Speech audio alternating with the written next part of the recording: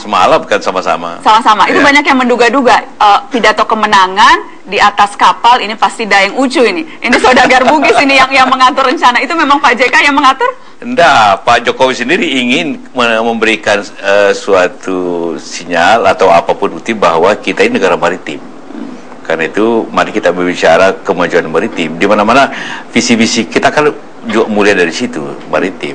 Karena itu untuk memberikan itu ya kita mulai di laut, dan kalau di laut itu yang paling kapal tradisional yang paling besar Pinisi, ada Pinisi lah gitu kan. Saya juga tidak tahu itu sebelumnya. Bapak kaget juga tiba-tiba naik speedboat, naik kapal? Iya, tiba-tiba begitu, coba bilang di Sunda Kelapa gitu. Ya kan, coba kita Sunda Kelapa. Ternyata di Pinisi. Di Pinisi. Baru nakodanya lagi orang Bone kampung saya. Jadi sempat itu saya membaca berita, nahodanya terharu, sama sekali tidak menyangka kapalnya akan dijadikan lokasi pidato kemenangan. Iya. Pidato kemenangan. Betul. Dia sudah mau berangkat sebenarnya ke Palembang perahu itu. Terus diminta ya dia tunda sampai tengah malam gitu kan. Tidak dibayar lagi katanya Pak. Tidak dibayar. Itu kan iklan besar itu kan. Kalau ini saudagarnya keluar. Pak JK. Ya. Saya membaca Anda mengatakan seharusnya masuk rekor muri Muhammad Yusuf Kalla karena 3 kali ikut dalam Pilpres. Kemudian ada lagi keunikan, tadi Bapak bilang 2 kali Wapres, beda presidennya. Iya. Apalagi nih keunikan Yusuf Kalla? Itu saya bilang 2 itu yang menjadi bisa mungkin tidak ada samanya di dunia ini 2 kali Wapres berbeda presiden. Ada orang 2 kali tapi presidennya sama gitu. Tapi bagi saya itu sebenarnya keunikannya ini saya ternyata cocoknya profesional, tidak politisi. Bukan politisi? Iya, waktu saya jadi ketua Golkar ternyata kalah. Nah, ini kan dulu menteri langsung saja diminta tanpa partai. Waktu 2004 juga saya tidak punya partai, coba didukung oleh Demokrat kan dan Bulan Bintang. Sekarang lagi tidak ada partai, didukung PDIP dengan Nasdem PKB kan gitu kan. Jadi cocoknya gitu. Cocoknya sebetulnya bukan politisi. Bukan politisi. Profesional. Profesional Wapres gitu Pak. Terus menjadi Wapres. Antara lain di pemerintahan lah gitu kan. Pemerintahan, kasih tepuk tangan dong, profesional pemerintahan. Saya ingin kilas balik kemarin Pak JK. Iya. Ketika ada drama sesungguhnya yang terjadi. Saya ingin tahu pendapat Anda secara jujur. Iya. Terkejut tidak menyaksikan drama pidato Prabowo Subianto? Terkejut. Karena sore itu saya istirahat, tidur karena juga menunggu malam, ya kan acara malam, tidur sedikit. Saya dibangunkan anak saya, "Papa, ada penting apa penting?" Itu pidato Prabowo. Jadi saya langsung bangun dari pidato. Kok pidato begini? Walaupun itu hak Pak Prabowo sendiri, tapi karena sehari sebelumnya suka mendengarkan bahwa beliau siap menang, siap kalah. Itu kok tiba-tiba berbeda begitu kan? Ya tapi itu hak beliau lah, itu terserah. Anda kan sesungguhnya pernah berada dalam posisi itu Pak Yusuf Kalla. 5 tahun yang lalu ketika Anda juga kalah dalam pertarungan. Anda ketika itu boleh tolong diingatkan apa yang Anda lakukan Pak? Jangan lupa, waktu itu Pak Prabowo belum kalah secara resmi. Saya kalah resmi baru telepon Presiden SBY. Anda yang menelpon? Saya menelpon, gitu. Anda yang menelpon Pak SBY? Iya, saya menelpon. Pada hari itu juga? Iya, bagaimana? Mesti yang kalah dong telepon yang menang. Tidak mungkin yang menang telepon yang kalah. Kita mau bilang apa coba? Baik. Kita mau bilang apa kira-kira ya Pak? Ya kalau katakanlah dulu Pak SBY telepon saya yang menang. Tentu dia bilang, Pak Yusuf minta maaf ya, saya menang. Kita break dulu Pak. Kita break. Minta maaf pemirsa, harus break. Masih kembali dengan Yusuf Kalla setelah pariwara berikut.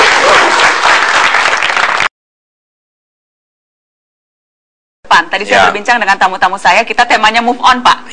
Berlanjut. Nah salah satu dalam rangka berlanjut itu adalah memikirkan bagaimana idealnya komposisi pemerintahan mendatang. Anda dan Pak Jokowi, apakah memang sekarang ketika sudah ditetapkan sebagai presiden terpilih, walaupun masih ada proses-proses yang lain, sudah mulai memikirkan mana partai yang mungkin saja bisa diajak bergabung menambah 4 partai pendukung? Ya, komunikasi sedang jalan juga.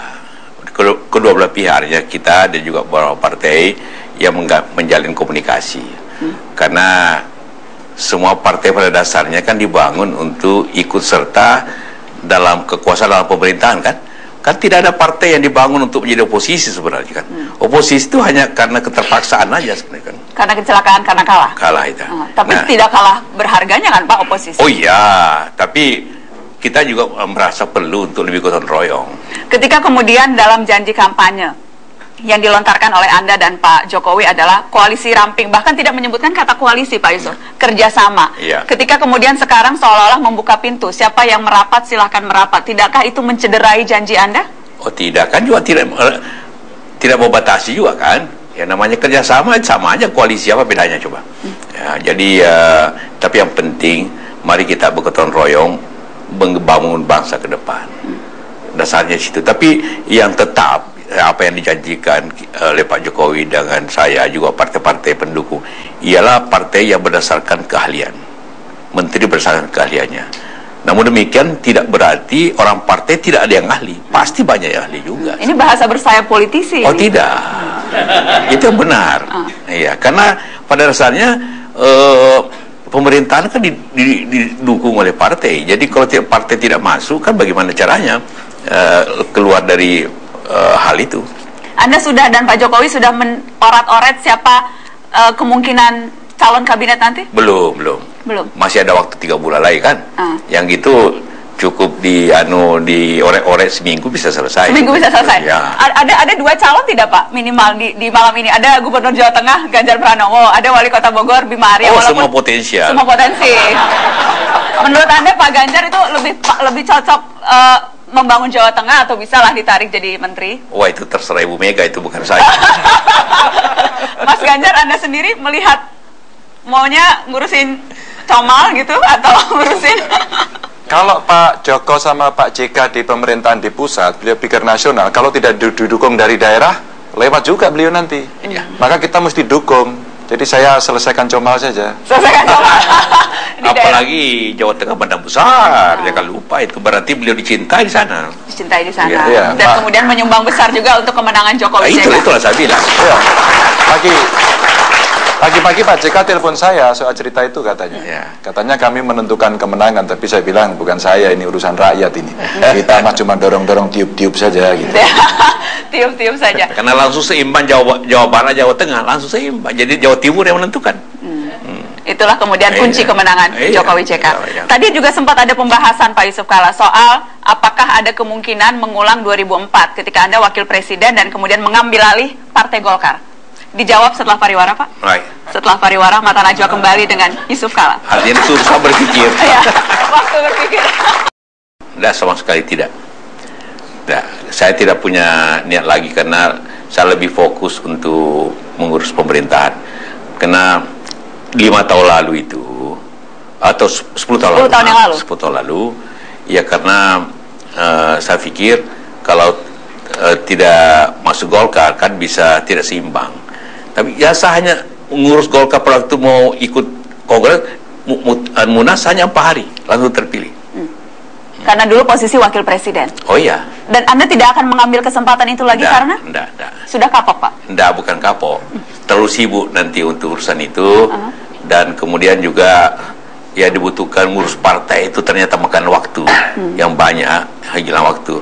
Ya saya tidak semudah lagi untuk dan saya sudah pengalaman untuk itu, cukup lah. Sudah cukup. Jadi sekarang akan fokus membantu Joko Widodo. Iya. Akan fokus gitu. Jadi itu janjinya Mas Hanta Yuda, akan fokus membantu Joko Widodo. Sudah bagus ya? Kita dukung. Kita dukung. Dan pastikan itu. Dan Pak JK saya setuju tadi ketika mengatakan ketika menjadi ketua umum partai tidak. Sekarang bayangkan ketua umum partai berlomba-lomba ingin jadi capres-cawapres. Seorang Yusuf Kalla itu bukan ketua umum partai tapi bisa jadi wapres. 10 tahun yang lalu juga begitu. Ketika jadi ketua umum partai justru tidak jadi apa-apa. Jadi ini harus ditagih ya. Tapi kalau boleh usul Pak Yusuf Kalla, tidak hanya capres, presiden dan wapresnya tidak rangkap jabatan di partai politik, tapi menteri-menterinya setelah dia menjadi menteri sebaiknya lepaskan jabatan ketua umum partainya. Kita bahas di pemerintahan. Boleh dikasih tepuk tangan dan saya mau bahas menteri lagi. Karena sekarang setelah presiden wakil presiden terpilih orang membahas menteri. Nanti akan Anda dan Pak Jokowi yang menentukan itu. Oh pasti. Namun pengalaman di mana-mana kita 2004 kita juga pasti minta pandangan daripada ketua-ketua partai, karena itu khususnya ya orang siapa yang diusulkan dari partai masing-masing. Itu dulu 2004 kita susun kabinet seperti itu juga, kumpul ketua partai gimana banyak. Tapi bukankah kemudian sekarang atau minimal janjinya akan lebih banyak profesional, ini kabinet yang tidak akan didominasi oleh partai politik? Masihkah janji itu bisa kita pegang? Saya ingin koreksi dulu, tidak berarti partai itu tidak punya orang profesional. Banyak orang profesional di partai yang lebih bagus daripada profesional lain. Itu dulu. Kedua, ya janji kita tetap yang ahli. Ya, apakah jumlahnya lebih banyak? Tapi sekali lagi, kalaupun dari partai harus menguasai bidangnya, harus menguasai bidangnya. Dan harus dapat tadi izin dari ketua partainya. Oh iya. Ketika tadi Anda bilang Mas Ganjar itu konteksnya adalah apakah kemudian itu konteksnya apa? Apakah PDIP memang menghibahkan Ganjar Pranowo? Semua menteri yang berasal dari partai harus diusulkan oleh partai masing-masing. Kita tidak bisa ambil copot aja gitu. Itu wajar saja. Tapi punya begini, kalau katakanlah partai ini A sewajarnya mendapat 3 menteri, dia harus mengusulkan 6. Hitung-hitungan itu ada juga di kamus Jokowi JK, hitung-hitungan partai ini dapat berapa, partai ini dapat berapa? Iya, supaya ada keadilannya. Ada keadilan. Tapi nanti itu urusannya nanti belakangan, tapi melihat keseimbangan. Katakanlah kalau partai yang besar otomatis dong banyak dong. Partai yang menengah pasti itu beda mesti. Dan itu yang akan menjadi fokus minimal sampai 3 bulan ke depan, itu yang akan menjadi fokus Anda dan Pak JK. Ya, antara lain samping programnya akan dibuat. Jadi itu untuk menjaga kegotong royongan harus begitu. Tidak mungkin kita minta Pak Ganjar langsung. Oh tidak, itu harus lewat partai. Oke, Pak JK, kemarin kita tahu Pak SBY sudah menelpon Pak Jokowi mengucapkan selamat. Orang pertama yang menelpon Jokowi adalah Susilo Bambang Yudhoyono. Anda sudah sempat bicara dengan Pak SBY juga? Belum. Baru Pak Budiono. Pak Budiono, Pak Budiono menelpon Anda? Pas-pas lah antara presiden calon presiden antara Pak Budiono bilang apa, Pak? Selamat gitu. Selamat. Selamat, dan sudah siap untuk tukar guling lagi rumah dinasnya? Siap untuk memperlihatkan kantor macam-macam. Saya bilang, nggak usah Pak, saya sudah hafal itu kantor. Sudah hafal. Jadi gaya JK akan seperti yang dulu, gaya JK atau gaya JK akan menyesuaikan dengan gaya Jokowi? Tentu dong, mesti menyesuaikan. Menyesuaikan. Iya, tidak mungkin Pak Jokowi menyesuaikan kepada saya, enggak lah. Pak JK yang menyesuaikan kepada Jokowi. Iya. Kita kasih tepuk tangan Wakil Presiden terpilih. Terima kasih banyak Pak Yusuf Kala sudah hadir di Mata Najwa, dan terima kasih kepada tamu-tamu saya yang sudah hadir. Babak baru Indonesia itu yang kita tuju. Selamat malam, sampai jumpa.